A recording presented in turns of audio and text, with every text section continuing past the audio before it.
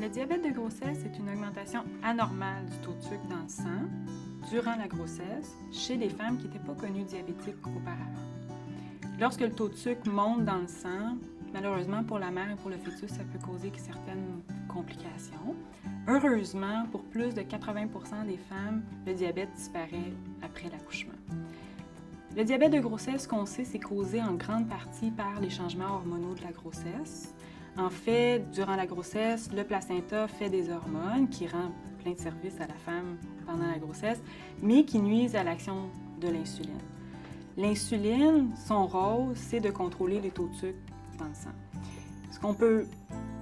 Comme parallèle, ce qu'on peut faire, c'est que l'insuline, c'est un peu la clé qui permet au sucre de rentrer dans les cellules. Et là, le sucre joue son rôle de carburant. S'il n'y a pas assez d'insuline, le sucre s'accumule dans le sang.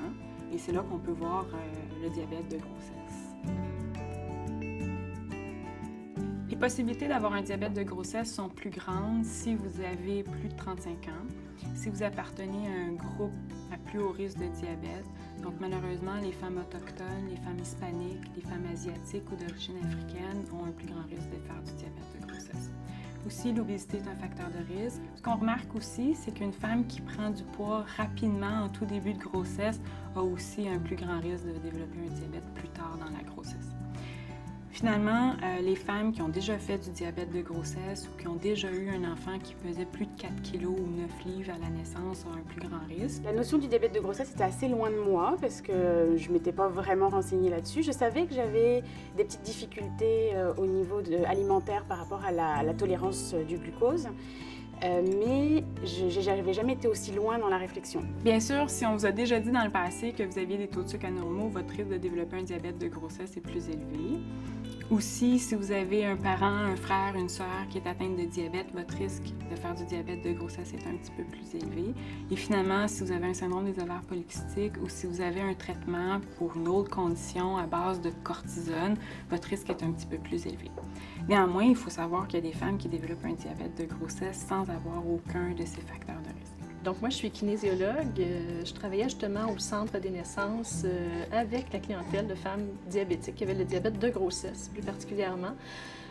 Puis moi-même, je suis tombée enceinte au courant de mon travail et malgré que je savais effectivement tout ce qui concerne le contrôle du diabète de grossesse, je me suis retrouvée avec un diabète de grossesse. La plupart des femmes qui ont un diabète de grossesse n'ont aucun symptôme. Certaines vont quand même remarquer une soif plus intense, une bouche plus sèche, une fatigue inhabituelle ou une augmentation de la fréquence ou de la quantité de leurs urines. Mais ces symptômes-là sont très peu spécifiques, puis on s'entend, la plupart des femmes enceintes vont avoir ces symptômes-là, donc ils peuvent passer inaperçus. C'est pour ça qu'il est très important de faire le dépistage du diabète de grossesse, parce que c'est réellement avec une prise de sang qu'on va pouvoir détecter une augmentation des taux de sucre dans le sang. À la 26e semaine, j'ai été faire mon test de glycémie. Et puis, à la 27e, j'ai appris que c'était positif. J'ai été très surprise. Je croyais que c'était une erreur, en fait. Toutes les femmes doivent passer ce test durant leur grossesse. Généralement, on va leur demander de le passer entre la 24e et la 28e semaine de grossesse. Les patientes qui sont à risque de faire du diabète de grossesse, il est recommandé de le faire autour de la 12e semaine à ce moment-là. Les complications associées au diabète de grossesse sont surtout en lien avec des taux de sucre élevés, des taux de sucre qui seraient mal contrôlés. Les risques sont de deux ordres. Il y a des risques pour la mère et des risques pour l'enfant. Pour la mère, il y a un risque augmenté d'avoir une césarienne ou d'avoir un accouchement un peu plus compliqué lors duquel l'obstétricien doit faire certaines manœuvres. Cet accouchement un peu plus compliqué est surtout en lien avec un surpoids du bébé. Le deuxième risque pour la mère, c'est de développer une hypertension durant la grossesse ou une prééclampsie. La prééclampsie, c'est quoi? C'est une augmentation de la tension durant la grossesse qui peut se compliquer dans sa forme sévère par des convulsions. C'est une urgence qui, malheureusement, on redoute pour les femmes et qui doit être prise en charge quand même assez rapidement. La troisième complication, c'est de développer un peu trop de liquide amniotique, ce qui peut occasionner un accouchement prématuré. Et finalement, Plus tard, une femme qui a fait du diabète de grossesse a aussi un plus grand risque de développer un diabète de type 2 dans sa vie. Donc une fois que le bébé est né, déjà la vie reprend son cours avec un nouveau-né, mais 2-3 mois après, je ne sais plus exactement, on est censé faire un test de contrôle au niveau du diabète. Je rencontre l'endocrinologue qui était un résident et là on m'annonce un diabète de type 2. Et j'avoue que dans toute cette histoire-là, c'est vraiment ça qui a été le plus difficile à vivre, c'est l'annonce du diabète. Parce que d'une, je ne m'y attendais pas. Et de deux, il y a comme...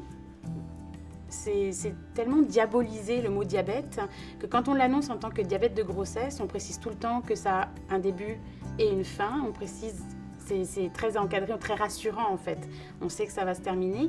Alors que le mot diabète de type 2, on sait que ça ne se termine pas. Pour l'enfant, d'abord, ce qu'il faut savoir, c'est qu'il n'y a pas de risque de malformation congénitale associée avec le diabète de grossesse, heureusement. Et la deuxième chose, c'est qu'il n'y a pas de risque augmenté à ce que l'enfant soit diabétique à la naissance. Les risques maintenant pour l'enfant à naître, d'abord, son premier risque, c'est d'avoir un surpoids à la naissance. Le deuxième risque pour l'enfant, c'est la dystocie des épaules. La dystocie des épaules, c'est une complication durant l'accouchement.